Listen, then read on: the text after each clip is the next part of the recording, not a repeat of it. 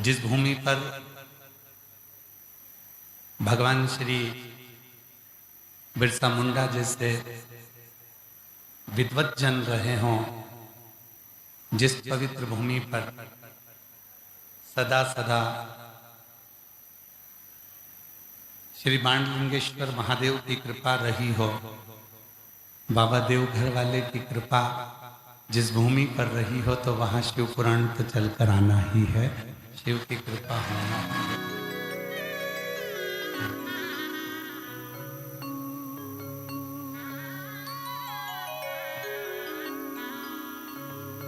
तेरी कृपा बिना नहीं एक भी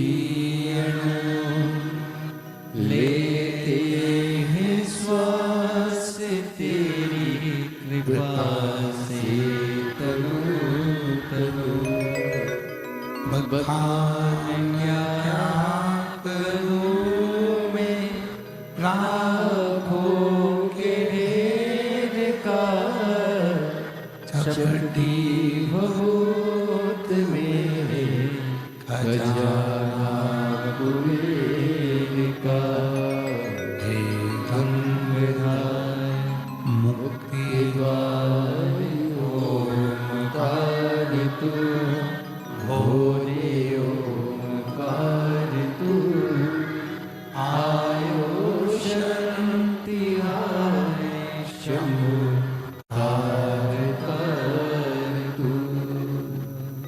शिव जिनकी पवित्र कथा आप और हम श्रवण करने के लिए बैठे हैं।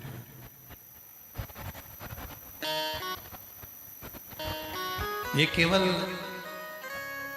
कथा श्रवण करने का पंडाल नहीं है, ये वो स्थान है जहां आप अपने पिता से, देवादिदेव महादेव से, भगवान शंकर से अपने दिल की बात कर सकते हो और भगवान शंकर को अपने मन की बात सुना सकते हो।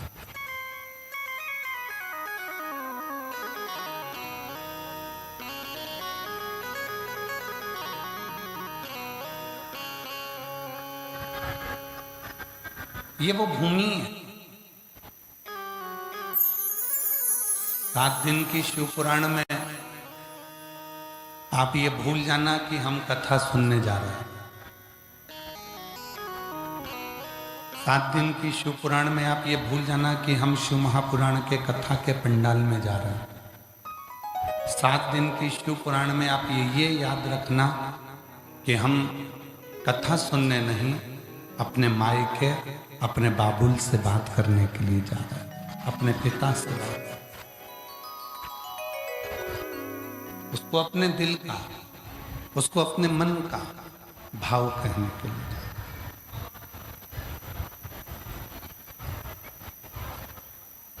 बहुत दूर दूर से आप लोग आए हैं। शिव जी पूरी परीक्षा तुम लोगों की ले रहा है। खूब पानी गिराया, खूब टेंट उड़ाया। जिस पंडाल में आप बैठकर कथा सुन रहे हो, ये 3 बार गिर गया और 3 बार लग गया, और अभी भी इसमें काम चालू है। साउंड सिस्टम,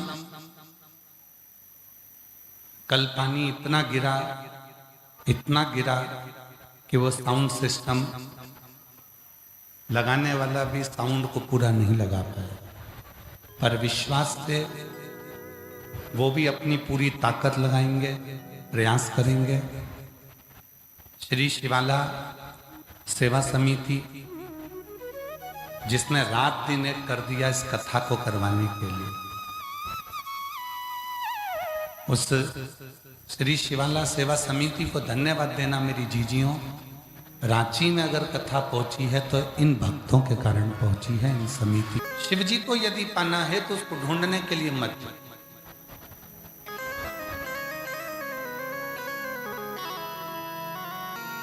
भगवान शंकर को ढूंढना नहीं है, भगवान शंकर को तो महसूस करना। शिव को अपने भीतर महसूस कर। भगवान शंकर हमारे करीब में है, भगवान शंकर हमारे पास में है, ये हमको महसूस करना। एक छोटे से उदाहरण से रांची की, झारखंड की पवित्र भूमि पर शिव महापुराण की कथा को प्रारंभ करते हैं। छोटे से उदाहरण।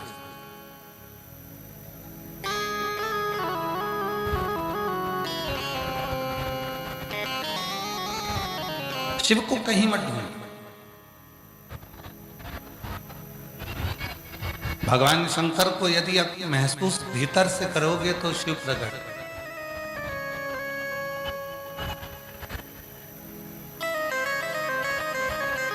33 कोटि देवता में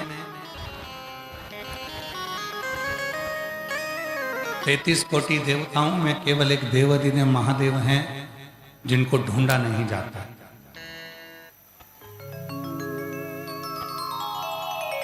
कर रहे हैं वो लोग, साउंड लगाने में लगे हुए हैं। थोड़ा समय लगेगा क्योंकि रात को पानी बहुत गिरा है, इसलिए थोड़ा शांति रखें और जो थोड़ी बहुत भी वॉइस आपके पास में आ रही है उसको महसूस करें। शिव कथा कर रही है, भगवान देवादिदेव महादेव की कथा वर्णन कर रहे हैं, शिव तत्व कह रहा है, शिव पुराण कह रहे हैं। शिव को ढूंढना नहीं है। 33 कोटि देवता में केवल एक देव अधिदेव महादेव ऐसे हैं जिनको ढूंढा नहीं जाता।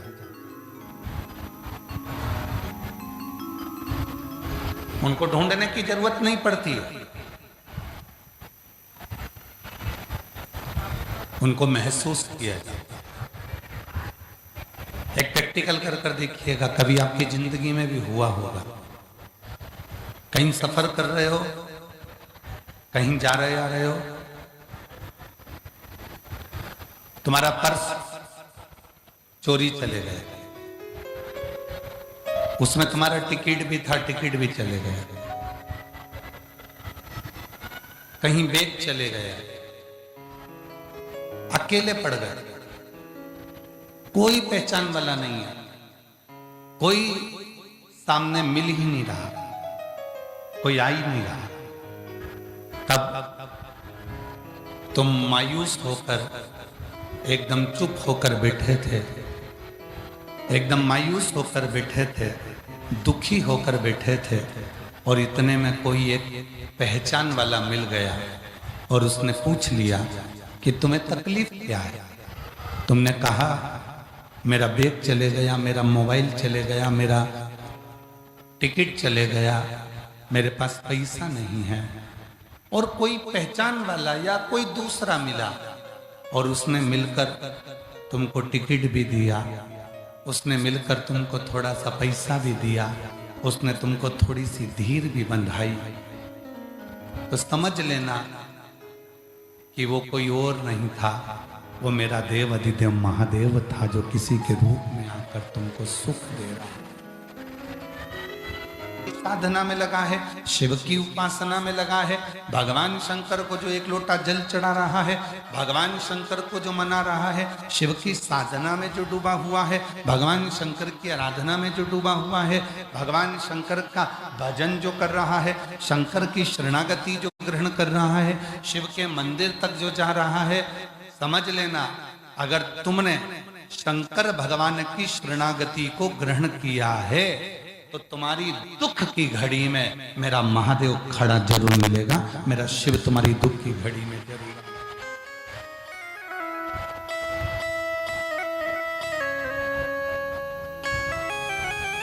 आएगा। अच्छा जीजी, और रांची वाली मेरी जितनी जीजी बैठी हैं और जितने मेरे जीजा जी बैठे हैं रांची के, और जितने मेरी बेटी बेटा बैठे हैं, जितने मेरे बुजुर्ग माँ बाप बैठे हैं, वो ईमानदारी से बोलना, इतना पानी रात को गिरा, इतनी आंधी तूफान गिरी, तुम ईमानदारी से बोलो, तुमको ये मालूम था कि आज की कथा होगी? मालूम था? मतलब तुम पक्के शंकर जी की छोरी हो, शंकर जी के पक्के बेटा बेटी हो, ये निश्चित। तुम्हें ये महसूस था कि कुछ भी हो। अभी सियोर वाला बाबा आके मोबाइल पे बोल, इसमें संपदा का अभाव है, कोई कहता है कि हमारे पास में इसका अभाव है, हमारे पास में बेलपत्री का अभाव है, हमारे पास में चावल के दाने का अभाव है, हमारे पास में ये अभाव है। पर शिव महापुराण की कथा कहती है, भगवान शंकर का चरित्र कहता है कि मेरे शंकर भगवान, मेरे उघड़दानी, मेरे शंभु धन के अभाव से नहीं, मेरे शंकर भगवान आपके स्वभाव से प्राप्त होते हैं। आपका स्वभाव क्या है?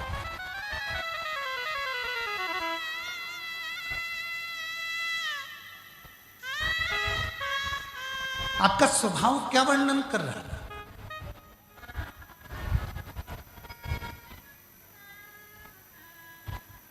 आपका स्वभाव क्या बोल रहा है? कल रात्रि को हम बरसते हुए पानी में यहां पहुंचे, खूब पानी गिर रहा था। जहां रोड पे से हम आ रहे थे तो पंजे पंजे पानी, गाड़ी के टायरों में पानी इतना था, इतना पानी गिर रहा। हमको लगा कि इतनी रात्रि का समय है, पानी इतना गिर रहा है, इतनी रात को जगह मिलेगा, कहाँ जाएंगे, कैसा होगा। पर श्री शिवाला सेवा समिति के सदस्य बरसते पानी में बिना छाता लगाए और धड़धड़ाती हुई बिजली कड़कने में भी वो रोड पर खड़े होकर इंतजार करते रहे कि गुरुजी आने वाले हैं और उनको लेकर चल।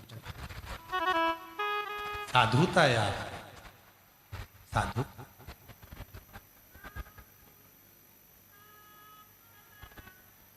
और मैं यहां की मीडिया को, सारी दुनिया की मीडिया देखी पर रांची की जैसी मीडिया नहीं देखी। यहां की मीडिया को, प्रिंट मीडिया को, सोशल मीडिया को, यहां के पत्रकार बंधुओं को धन्यवाद देता हूं।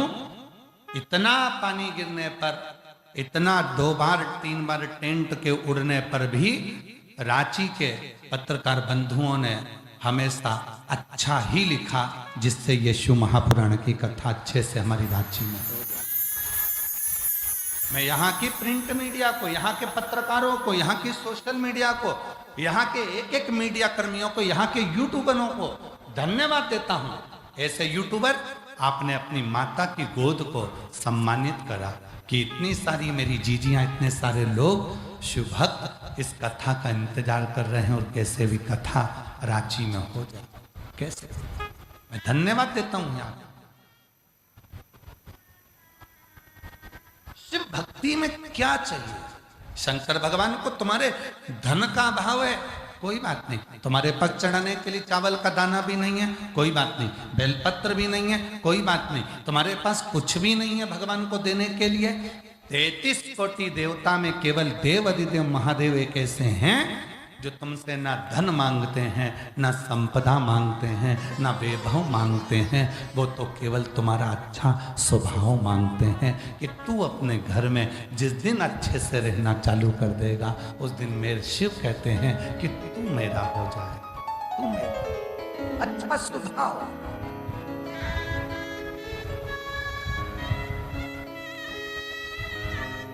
और हम अपना अच्छा स्वभाव कहां बनाते हैं? दोस्तों से बात करते हैं तो बहुत अच्छे से करते हैं, फोन पे बात करते हैं, दोस्तों से, व्यापारियों से या किसी से भी बात करते हैं तो बहुत अच्छे से करते हैं। और जो पत्नी का फोन आया और जो बात करी, ऐसा लगता है कि 2-4 हथगोले बम फोड़ दिया। ऐसा लगता है कि 2-4 हथगोले बम। बात करते करते ही झगड़ा। सुनो, आते आते आधा किलो गिलकी लिया ना, तुरई लिया ना, दूध की थैली लिया ना, वहां से सामान लेकर आऊं तो वहां से ऐसा लिया ना।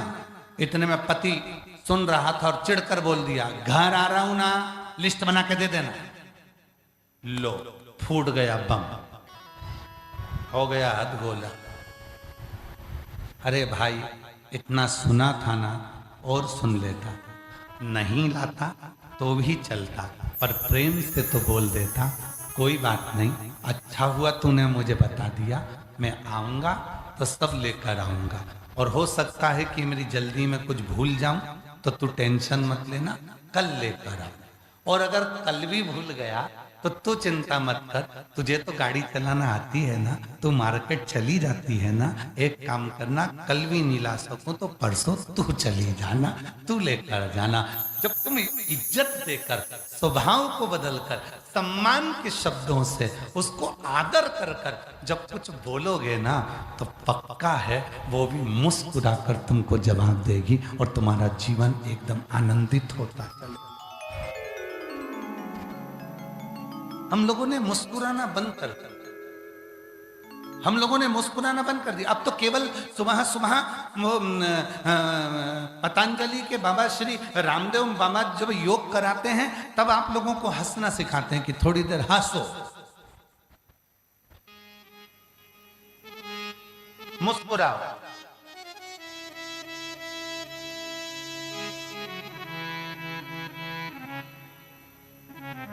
और क्या करे भारत का संत, और क्या करे भारत का साधु, वो आपको मुस्कुराना तो सिखा रहा है, हंसना तो सिखा रहा है कि अभी हंसो, मुस्कुराओ, ये जीवन मिला है। मेरे शंकर भगवान के प्रत्येक स्वरूप का दर्शन करिए, मेरे शिव जी के प्रत्येक स्वरूप का दर्शन करिए। शायद 33 कोटि देवता में किसी देवी ने जितने क्वेश्चन नहीं करे, 33 कोटि देवता में किसी देवी ने अपने पति से कितने प्रश्न नहीं करे, उससे 1000 गुना ज्यादा प्रश्न भगवान शंकर की पार्वती जी ने, माता सती ने, उमा ने, कात्यायनी ने, कुष्मांडा ने, स्कंदा ने, माता पार्वती जी ने अपने पति से रोज हजारों प्रश्न करे हैं, और उस प्रश्न का उत्तर स्वयं शिव ने मुस्कुरा कर दिया।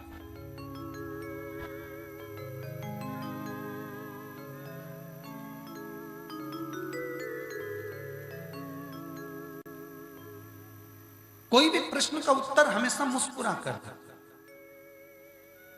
हजारों प्रश्न माता पार्वती जी ने करे और शिव जी ने सारे प्रश्नों का उत्तर मुस्कुरा कर।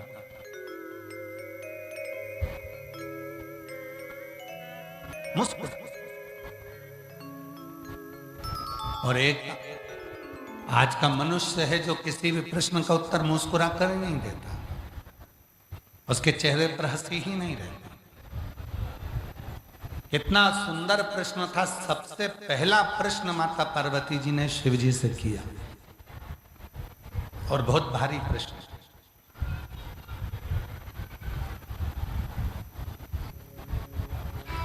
पार्वती जी ने शंकर भगवान से एक प्रश्न किया, हीन और दीन ये दो शब्द,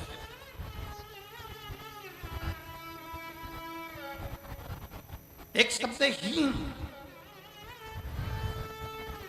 आप लोगों ने सुना होगा पुत्रहीन, इसके घर में पुत्र नहीं है। धनहीन, इसके पास में धन नहीं है। संपदाहीन, इसके पास में संपदा नहीं। वैभवहीन, इसके पास में वैभव नहीं। धनहीन, मकानहीन हो सकते हो, बंगलाहीन हो सकते हो, दुकानहीन हो सकते हो। दुकान नहीं है, बंगला नहीं है। दो शब्द माता पार्वती जी ने शिव जी से प्रश्न करा, एक है हीन, दूसरा है दीन। पुत्रहीन मतलब पुत्र नहीं है, संतानहीन मतलब संतान नहीं है, धनहीन मतलब धन नहीं, वैभवहीन मतलब वैभव नहीं। तो पार्वती जी ने एक प्रश्न करा कि हीन और दीन ये दो शब्द हैं, इन दो शब्दों में आप मुझे ये समझाएं कि सबसे प्रबल शब्द कौन सा, सबसे प्रबल शब्द। शिव जी ने पार्वती जी से कहा, भगवान शंकर मां पार्वती जी से बोले, एक शब्द है हीन, पुत्रहीन, धनहीन, वैभवहीन, मेरे पास में ये कुछ भी नहीं। तो शंकर भगवान मुस्कुराकर उत्तर देते हैं पार्वती को, सुनो पार्वती, दो शब्द हैं, एक हीन मतलब नहीं है और दूसरा है दीन। दीन का मतलब होता है कि मेरी शरणागति ग्रहण कर लेना। पार्वती, जो मेरे मंदिर में आकर, मेरे शिवालय में आकर एक लोटा जल जो समर्पित करता है, पार्वती मैं उसको दीन जानकर उसके दुखों को अपना बना लेता हूं और उसको जिंदगी में कभी हीन नहीं होने देता, उसकी जिंदगी को मैं संपदावान।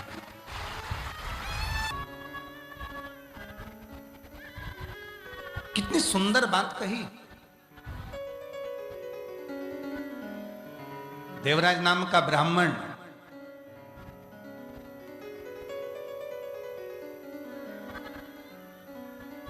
जो कभी शंकर के मंदिर नहीं गया, कभी शिवालय नहीं गया, कभी देवालय नहीं गया, जिसने शंकर भगवान पर कभी एक लोटा जल नहीं चढ़ा,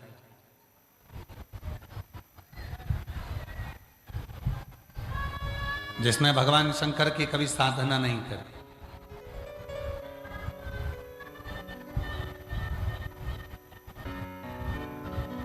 जो शिव के मंदिर ही नहीं गया,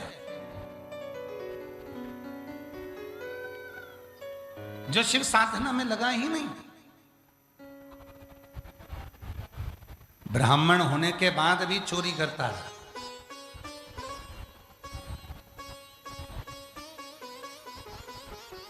और एक दिन चोरी का धन लेकर आ रहा था, बहुत उसकी पत्नी जो थी, उसके बच्चे जो थे, वो सब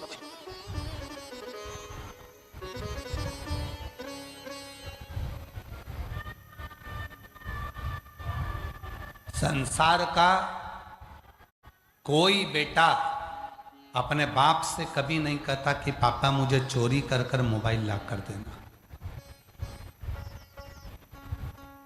संसार की कोई पत्नी अपने पति से यह नहीं कहती कि मुझे चोरी कर कर धन ला कर देना। पत्नी कहती है कि तुमसे विवाह हुआ है, बस मेरा पेट भर देना, भूखी ना रहूं, बच्चे भूखे ना रहें, परिवार में सब सुख हो।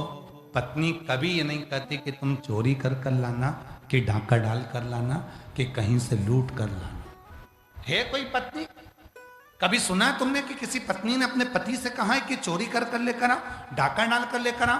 बच्चों ने कहा हो कि पापा मुझे अच्छे स्कूल में पढ़ाना है, तो मुझे तुम चोरी कर कर लेके आना, डाका डाल कर लेकर आना। ना कभी कोई बच्चे अपने पिता से कहते हैं कि चोरी करो, और ना कोई पत्नी अपने पति से कहती है कि चोरी करो। क्यों?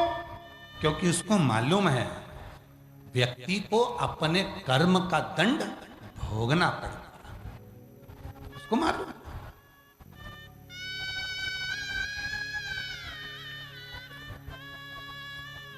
धन के हिस्सेदार तुम्हारे बच्चे भी होंगे।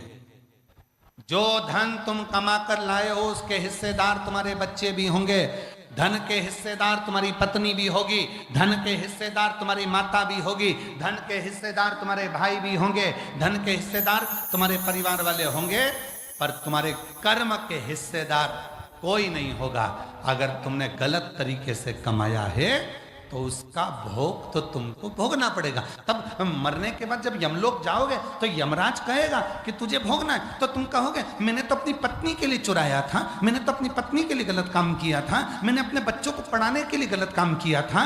इतने में तुरंत धर्मराज कहेंगे तेरे बच्चों ने नहीं कहा था कि तू चोरी कर, तेरी पत्नी ने नहीं कहा था कि तू चोरी कर, तूने करी, इसलिए कर्म का दंड भी तू भोग, कोई दूसरा नहीं।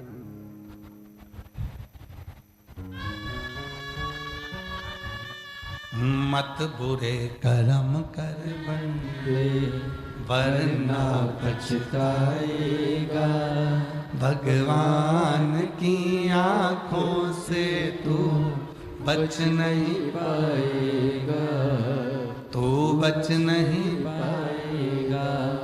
अरे ओ अज्ञानी मत कर नादानी तुम्हारे कर्म का भोग तुम्हें भोगना है, तुम्हारे कर्म का दंड तुमको पाना है, तुम्हारे कर्म का भोग तुमको देखना है, कोई दूसरा नहीं भोगेगा, तुमको भोगना है। हम फिर निवेदन करें, अपने को छींक आई है तो छींकना अपने को पड़ेगा, अपने को खांसी आई है तो खांसना अपने को पड़ेगा, अपने को पेट में दर्द हुआ है तो दवाई अपने को खाना पड़ेगी, और अपने किए गए कर्म का भोग भी अपन को ही भोगना पड़ेगा, कोई दूसरा नहीं भोगेगा।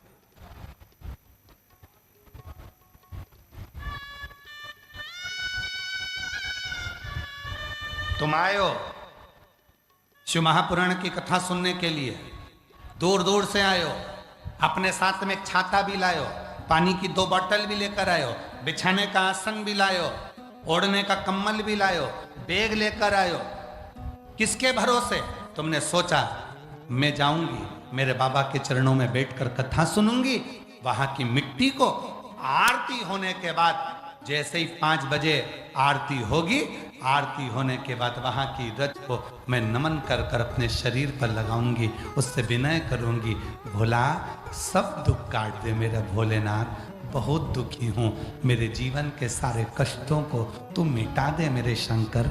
मैंने सुना है ब्रह्मा ब्रह्म लोक में रहते हैं, भगवान विष्णु वैकुंठ लोक में रहते हैं, इंद्र इंद्रलोक में रहते हैं, मैंने सुना है शिव तुम तो पृथ्वी लोक में रहते हो, तो तुम ही तो मेरा दुख मिटाओगे, इसलिए मेरे बाबा मैं आपकी रज को, मिट्टी को, यहाँ की धूल को मैं नमन करती हूँ कि मेरा दुख तुम मिटाओ। आए हैं बहुत सारे, मेरी जीजियां, मेरे जीजा, मेरी बेटियां, मेरे बेटा, मेरे बुजुर्ग माँ बाप, ना जाने कितने कितने, इतने रांची की भूमि पर हमने नहीं सोचा था कि पहले दिन तुम पंडालों में भरे मिलोगे, और तुम सबको मालूम था कि पंडाल उड़ चुके हैं, तुम सबको मालूम था कि रात को खूब पानी गिरा, उसके बाद भी तुम लाखों की संख्या में पूरे पंडालों में भरे पड़े हो, तो कहीं ना कहीं तुम मेरे बाबा से, अपने पिता से बात करने के लिए आए हो कि भोला सब दुख काटो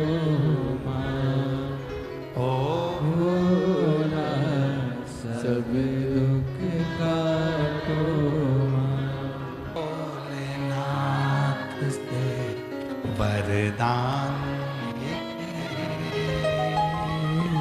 मांगा है,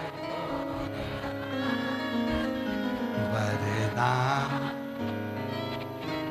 सार्थक जिंदगी तब है जब तुम भगवान शिव की शरणागति ग्रहण कर लो, और जिस दिन तुम दीन हो गए, जिस दिन तुम परमात्मा के हो गए, जिस दिन तुमने सोच लिया मेरा संपूर्ण जीवन जो कुछ भी है वो शिव का है, समझ लेना उस दिन तुम दीन हुए, दीन तो हो गए, अब तुम हीन नहीं रहोगे। तुम्हारे यहाँ ना संपदा की कमी होगी, ना वंश की कमी होगी, ना वैभव की कमी होगी, ना कोई तकलीफ। जो दीन हो गया, जो भगवान का हो गया, जो शिव की शरणागति का हो गया, जो शंकर भगवान का हो गया, फिर जो दीन बन जाता है, परमात्मा का हो जाता है, फिर वो हीन नहीं रहता है, फिर उसे शिव सब कुछ दे देते, सब कुछ।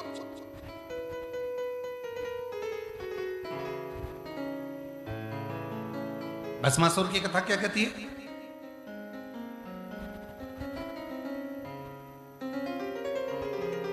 सुन लिया था भस्मासुर ने, शिव जी की आराधना करना है, धर्म पत्नी ने कह दिया भस्मासुर को, जो देते हैं शंकर भगवान देते हैं।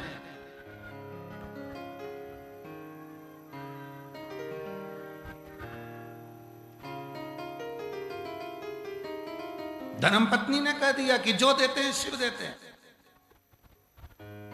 भस्मासुर ने सोचा चलो शंकर भगवान को रिझाता हूं, जाकर पूछा शिव जी किस चीज से राजी होते हैं? शंकर भगवान को राजी करना है तो क्या करना पड़ेगा? तो कहा एक काम करो, शंकर को भस्म चढ़ाओ। बस भस्मासुर ने शंकर भगवान को भस्म चढ़ाना प्रारंभ करी। एक नियम लिया, रोज ताजी मुर्दा की भस्म शिव को चढ़ाऊंगा। शमशान की भस्म लाता, चढ़ा देता। 1-2 साल निकल गए चढ़ाते चढ़ाते। एक दिन ऐसा हुआ कि शमशान में कोई मुर्दा ही नहीं आया। अब भस्म किसकी लूं? टेंशन में हो गया, घर गया, भोजन नहीं किया। पत्नी ने पूछा तुम भोजन क्यों नहीं करते? कि शमशान में मुर्दा नहीं आया तो शंकर को भस्म क्या चढ़ाऊं, मुर्दा ही नहीं है। हाँ, तो पत्नी बोलने लगी और कहीं से लिया, दूसरे शमशान गया वहां से लाया। अब जाते जाते कई दिन निकल गए, उस शमशान में भी मुर्दा नहीं मिला, फिर और कहीं गया, फिर और कहीं गया, फिर तीसरी जगह गया, फिर चौथी जगह गया। हर जगह घूम घूम कर थक गया, पर भस्म उसको मिलना खत्म हो गई। अब पत्नी ने कहा क्या करोगे? तब पत्नी से पति ने कहा तू बता क्या करूं? तो कहा शिव जी से जाकर वर मांगो कि मुझे ऐसा वर दे दो कि मेरी खुद की भस्म की फैक्ट्री चालू करवा दो। भस्म की फैक्ट्री? हाँ, कब तक ढूंढोगे भस्म? भस्मासुर गया भगवान भोलेनाथ जी के पास, बाबा प्रसन्न हो गए, मांग क्या चाहिए? मेरी खुद की फैक्ट्री चालू करवाओ। शिव जी ने कहा क्या चाहिए? कि भस्म की फैक्ट्री।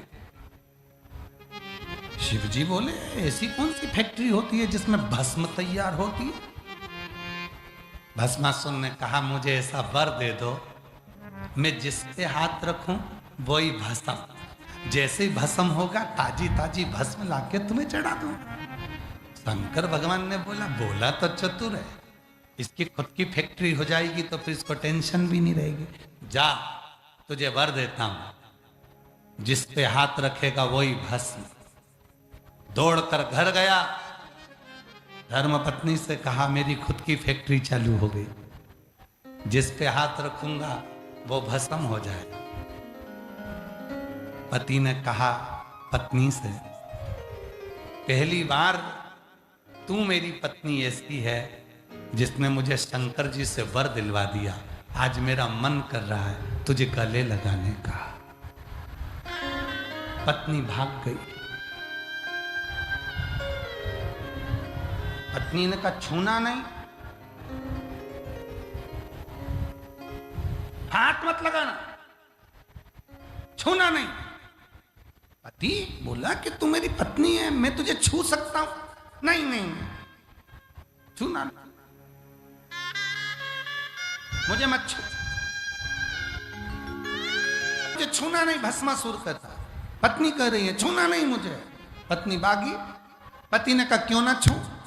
पत्नी कहती है नहीं, मैं जानती हूं शंकर भगवान को, मैं शंकर भगवान को जानती हूं, उन्होंने तुम्हें झूठा वरदान दिया होगा। पति कहते झूठा वरदान? हाँ, एक बार जाओ वापिस शंकर जी के पास, प्रैक्टिकल करके देखो। शिव जी के पास जाकर प्रैक्टिकल, हाँ, जिसने फैक्ट्री खुलवाई है माल सबसे पहले उसी को दो। भस्मासुर गया, शिव जी ने पूछा क्या बात है भस्मा, आज कैसे आ गया? भस्मासुर कहने लगा मेरी पत्नी कह रही है कि तुम झूठा वर देते हो। शंकर भगवान बोले हमें लोग सत्यम शिवम सुंदरम के नाम से जानते हैं, और तेरी पत्नी कह रही है कि झूठा वर देते हैं। हाँ, इसलिए मेरा मन है कि मैं तुम्हारे सिर पर हाथ रखकर देखूंगा कि तुम भस्म होते कि नहीं हो। शंकर भगवान बोले अगर मैं ही भस्म हो जाऊंगा तो भस्म किस पे चढ़ाएगा? भस्मासुर बोला प्रभु मैंने सुना है कि मेरे हृदय में भी शंकर बसे हैं, अगर तुम भस्म हो भी गए तो तुम्हारी भस्म मैं अपने ऊपर चढ़ा। शंकर भगवान बोले गजब का भगत है। अब भस्मासुर आगे आया, अब शंकर भगवान पीछे खसक गए। भस्मासुर और आगे आया, शंकर भगवान और पीछे खसक गए। भस्मासुर और आगे आया, शंकर भगवान पार्वती के पास चले गए। पार्वती जी बोली बहुत घबराए हुए दिख रहे हो, इतने टेंशन में तो तुम कभी नहीं दिखे, क्या बात है? शिव जी ने कहा भस्मासुर आया है तो तुम्हारा भगत है, तुम्हारा ही चेला है। कई बार भगवान शंकर भी अपने भक्तों से परेशान हो जाते, कई बार। एक हमारे सीहोर के पास में एक गांव में एक भगत रहता है, हम उसका नाम नहीं बोलेंगे, पर वो उसके पास वो इतना काम धंधे से फ्री हो और शंकर जी के मंदिर में बैठ के शंकर जी को दिन भर नहलाता ही रहे, लोटा भर के जल चढ़ाता ही रहे, चढ़ाता रहे। नदी में से पानी भरे चढ़ाए, तालाब में से पानी भरे चढ़ाए, तालाब में से पानी भरे चढ़ाए, तालाब में से पानी भरे चढ़ाए, खूब चढ़ाए, खूब चढ़ाए, खूब चढ़ाए।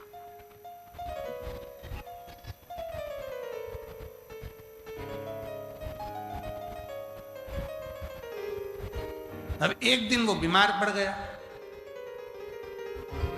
सूचना आई कि गुरुजी वह शंकर जी का बहुत बड़ा भगत है और अपने सियोर के पास में रहता है, और वो बीमार पड़ गया। वो तो जल चढ़ाता था, इतना जल चढ़ाता था, वो तो इतना जल चढ़ाता था, वो तो कम से कम 100 150 बाल्टी पानी शंकर जी को चढ़ा देता था। और कभी कभी तो सावन के महीने में 2-2 हजार बाल्टी शिव जी को चढ़ा देता। अच्छा, गए, सूचना मिली, हम व्यस्त थे तो हमने कहा उसी को लिया ना, उसको ला। हमने कहा भाई भगवान शंकर की आराधना करो, साधना करो, मना नहीं। शिव जी को 1 लोटा जल चढ़ाओ, मना नहीं। पर तुम तो सोचो कि 1000 बाल्टी जल चढ़ाऊंगा और शंकर जी मुझ पर प्रसन्न हो जाए, कभी नहीं हो सकता। शिव की कथा कहती है, एक बेलपत्र चढ़ाकर भी लोग मुझे प्रसन्न कर सकते हैं, और एक बार मेरे मंदिर में 3 बार ताली बजाकर भी लोग मुझे प्रसन्न कर सकते हैं। मुझे ढेर सारे जल की जरूरत नहीं पड़ती। ढेर सारे। कई लोगों की हमने कांवड़ यात्रा में देखी है, और आप तो रांची के रहने वाले हो तो आप लोगों ने भी कांवड़ यात्रा देखी होगी। कई कांवड़िया कांवड़ उठाते हैं, 100 लीटर जल, 15 लीटर जल, 25 लीटर गंगा जल, एक पलड़े में 15 लीटर, एक पलड़े में 15 लीटर, 51 लीटर, 101 लीटर, 150 लीटर जल कंधे पे लेकर चलते हैं। कौन सी पुराण में लिखा कि 100 लीटर जल लेकर चलो? कौन सी पुराण में लिखा कि 51 लीटर लेकर चलो? शिव पुराण में तो परशुराम जी का चरित्र शंकर की कथा कहती है कि एक कड़ुए कलश में थोड़ा सा भी जल यदि है और तुमने ले जाकर शिव को समर्पित करा है, तो वो 1000 लीटर गंगा जल के बराबर। बंद कर दे, दुनिया तुमको छोड़ दे। तुमने अगर 1 लोटा जल देवाधिदेव महादेव को समर्पित करा है, याद रखना शिव जी को जल चढ़ाने के लिए हाथ को आगे बढ़ाना पड़ता है। जैसे कन्यादान किया जाता है तो बाप बेटी के हाथ को पकड़कर वर को देता है और वर उस हाथ को पकड़ लेता है। 1 लोटा जल से वर और कन्या के हाथ में जो कन्यादान का पिंडा रखा जाता है, लोई रखी जाती है, उस पे जल छूटता है और वो पिंडा से ही कन्यादान का संकल्प पूर्ण होता है। उसी तरह 1 लोटा जल लेकर हाथ को आगे बढ़ाकर जब हम शंकर जी को लोटा भर जल समर्पित करते हैं, तब शंकर भगवान जैसे एक वर कन्या के हाथ को पकड़ लेता है, उसी तरह मेरा शिव भी आपके हाथ को पकड़कर मंजिल तक पहुंचा देता है।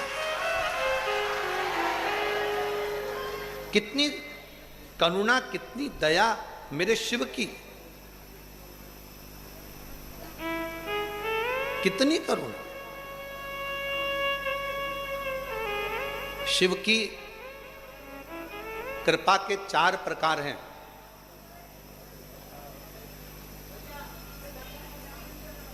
दो तली शिव जी की बेटी जिसने तुमरुका जी से 4 प्रकार की भगवान की कृपा को सुना। 2 तली,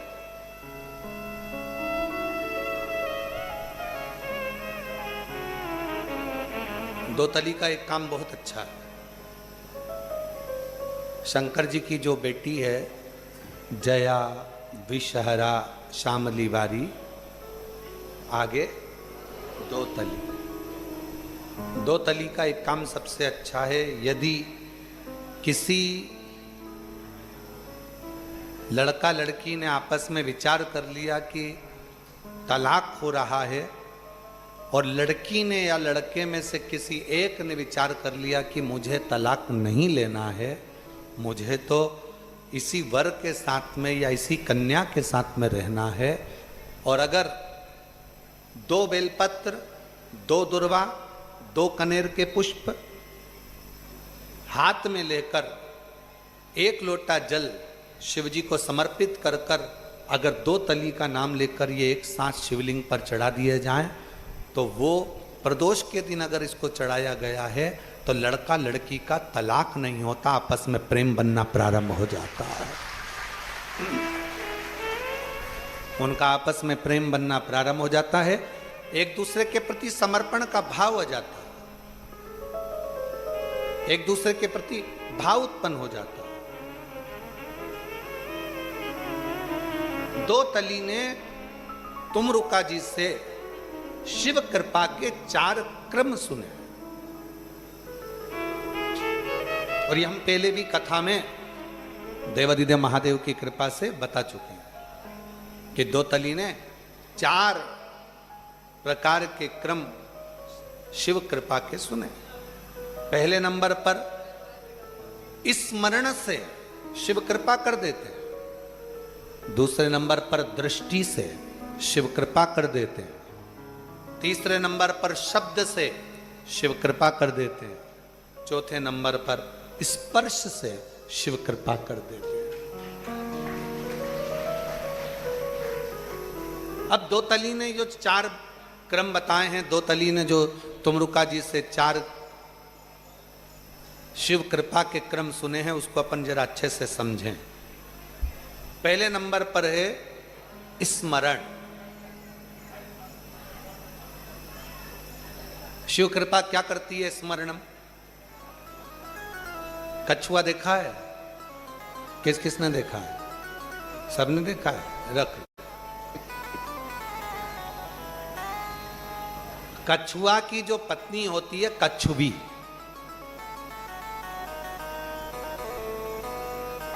भाई अब अपन को कछुआ की पत्नी का नाम तो मालूम है नहीं तो अपन नाम बोल देते हैं। बकरा की बकरी, ऊंट की ऊंटनी, ऐसे ही बोलते हैं ना अपन।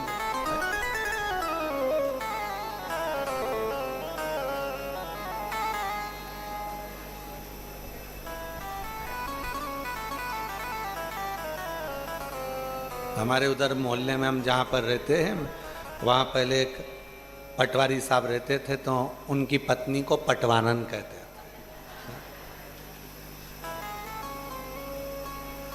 और डॉक्टर की पत्नी डॉक्टर, ठीक है।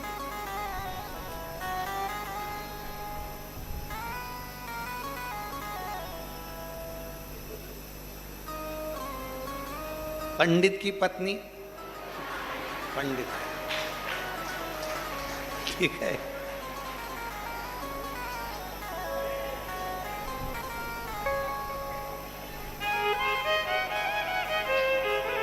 पटेल की पत्नी पटेल। तुम सब तो बहुत समझदार हो रहे।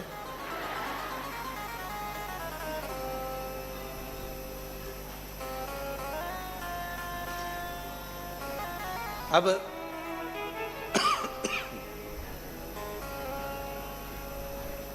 कछुआ की पत्नी कछुई,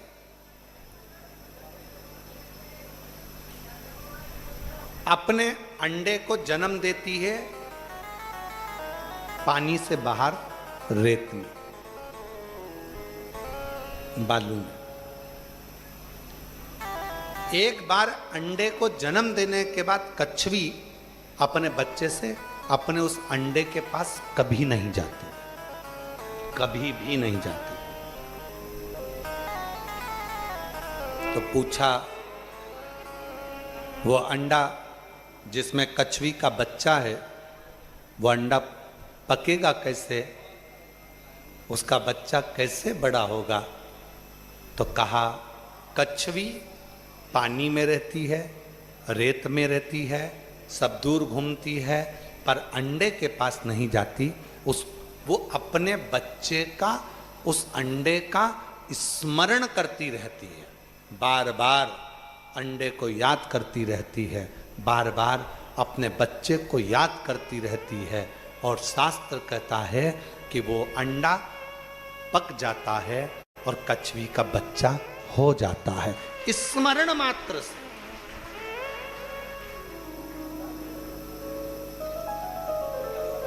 केवल स्मरण करा और कछवी का अंडे में से बच्चा बाहर निकल गया, कछवी का बच्चा हो गया। दो तली ने तुमरुका जी से पूछा कि आप कहते हो कि स्मरण से शिव की प्राप्ति है, क्यों नहीं? जब कछवी अपने बच्चे को याद करती है तो उसका अंडे में से बच्चा पोषित होकर बाहर निकलता है। उसी तरह कछवी कहीं पर भी रहे, वो अपने अंडे को याद करती रहती है तो अंडे में बच्चा सुरक्षित रहता है। उसी तरह तुमरुका जी कहते हैं संसार का मनुष्य कहीं पर भी रहे, शिव को याद करता रहे तो वो सुरक्षित ही रहे, कहीं पर भी। देश में रहो, विदेश में रहो, जहां तुम्हारी मर्जी हो, जहां रहो, जहां तुम्हारा मन पड़े, वाह।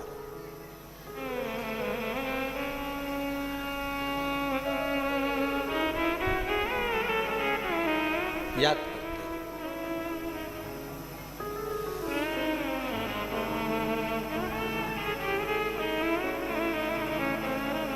स्मरण आपको और हमको पोषित करता है, स्मरण आप और हमको सुरक्षित करता है। दूसरे नंबर पर है दृष्टि।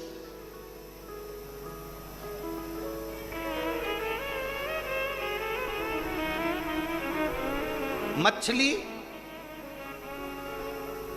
अपने अंडे को जन्म देती है, मछली अपने अंडे के पास कभी नहीं जाती। मछली का बच्चा होने वाला रहता है, मछली अपने अंडे के पास कभी नहीं जाती। पानी में तैरते तैरते मछली केवल अंडे पर दृष्टि रखती है, केवल दृष्टि रखती है, और वो अंडा पक जाता है और उसमें से मछली के बच्चे निकलकर बाहर आ जाते हैं। उसी तरह शिव की कृपा का दूसरा सूत्र है, वो है दृष्टि। आप प्रतिदिन शिव जी को जल चढ़ाने जा रहे हो, शंकर की दृष्टि में अगर आप हो तो आप सुरक्षित हो और उन्नतिवान हो, तरक्कीवान। दृष्टि, वो एक लाइन आप लोग गुनगुनाते हैं,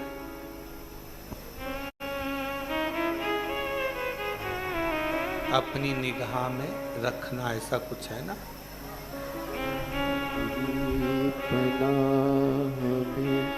हमें रखना